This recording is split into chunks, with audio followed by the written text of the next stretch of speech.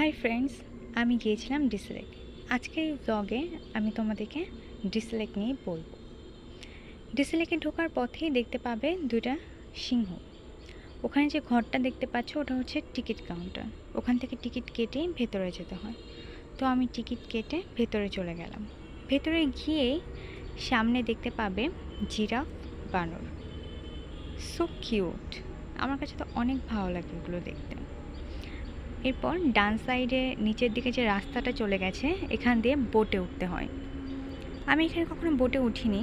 এটা হচ্ছে ব্যাঙ আর এটা হচ্ছে বিশাল ডাইনোসর। So nice. এরপর দেখতে পাচ্ছ একটা বানর।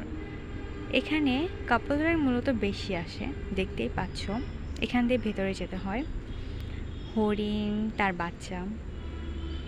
এরপর তোমাদেরকে দেখাবো দারুণ সুন্দর একটা জিনিস, সেটা হচ্ছে ঈগল আর অজগর। দারুণ দেখতে লাগে।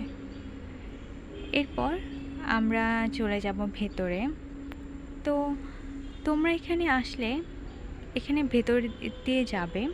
তো আমি ভেতরে যাব না, আমি একবার ডান সাইডে যাব। এই ডান সাইডের রাস্তাটা দিয়ে গেলে এখানে হচ্ছে গিয়ে এখান থেকে ভিউটা দারুণ লাগে দেখতে। তোমরা দেখতেই পাচ্ছ ভিউটা কতটা সুন্দর লাগছে।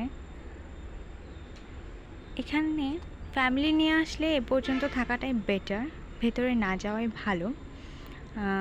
কারণ এখানে কাপলরাই বেশি আসে, এবং কেন সেটা মেন কারণটা আমি তোমাদেরকে লং ভিডিওতে বলবো।